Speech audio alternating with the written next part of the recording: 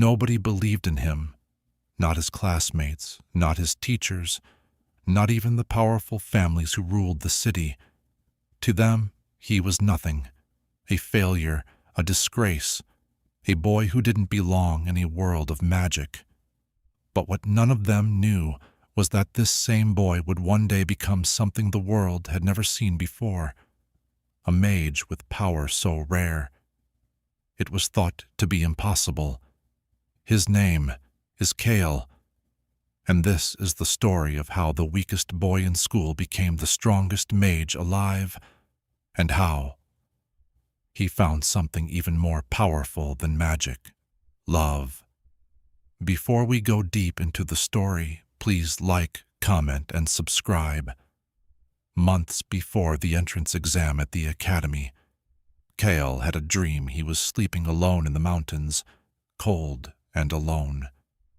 Then suddenly a mysterious old man appeared, a stranger, someone who should not have been there.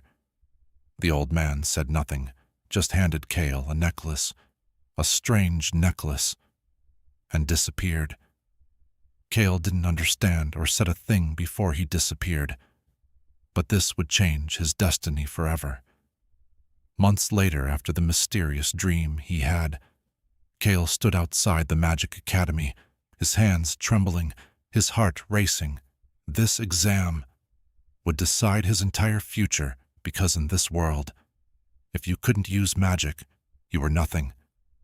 His classmates laughed at him, mocked him, especially one boy, Bai, the genius of the Mu family, rich, powerful, gifted, everything Kael was not.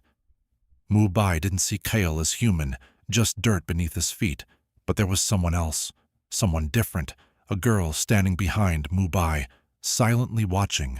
Her name, Lyria, Bai's younger sister.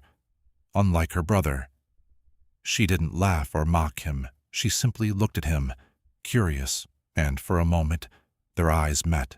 Kael quickly looked away, because he felt he was about to get laughed at or mocked. Kael's father, a simple man, a laborer and a delivery worker, working for the Mu family for years, with an unpaid debt he had not settled long before Kael was born, was seen one night, kneeling, pleading he gets more time. Mu, proud and arrogant, said to him that if his son Kael best his son in a duel to happen in 2 years' time, all debts are paid for. Kael in a distance watched his father, begging the Mu family, and among them, Kael saw her again, Lyria. She stood behind her family, and unlike the others, she looked at him with sadness, not disgust, not hatred, sadness. Kael for the first time could not believe someone from their world, felt their pain. The day of the awakening ceremony arrived. Bai stepped forward, ice erupted. A genius, his classmates cheers him. Then Kael stepped forward. Nothing happened. Everyone laughing and left the scene when suddenly a surge of power erupted. Lightning, then fire, 2 elements, impossible. Only Lyria, who had stayed back, saw it. She was the only one watching closely.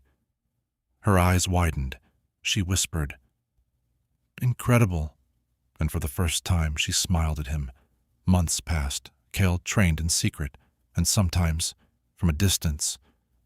Lyria watched him, hidden behind trees.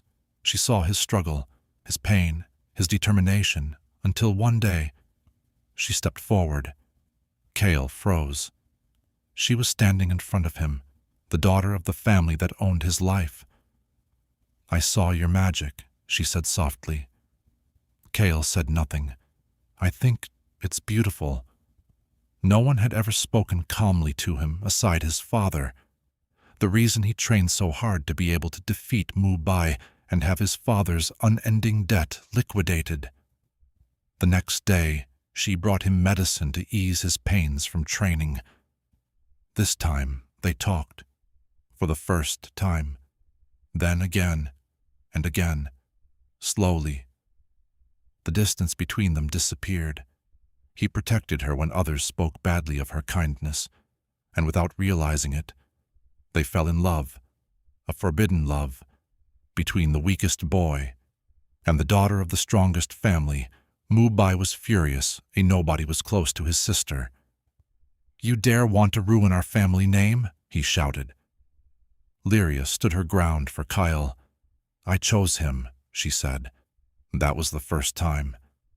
She defied her family. And from that day forward, the Mu family didn't just want to break Kael. They wanted to destroy him and the love they won't live to see blossom between Kael and Lyria. Months later, the duel arrived. The entire city watched. Mage stood before Kael. Ice filled the sky. Kael in demonstration of his own magic, a battle that will either make a man or break a man. The fight begun and lasted for almost an hour. As expected, Mage had beaten Kael to the point of death. While almost lifeless on the floor bleeding, he saw Lyria in the crowd, crying, calling his name, not as a Kael, but as someone who loved him. A surge of power erupted as Kael stood up, not for revenge, not for pride, but for her and the promise he had made to liquidate his father's debts. He unleashed everything, lightning, fire, together. He struck Mage so hard that with a loud cry, the strongest prodigy fell, defeated by the boy they called Nothing. Silence filled the world. Kael stood alone, until someone ran to him. Lyria. She didn't care about the crowd. She didn't care about her family. She embraced him tightly.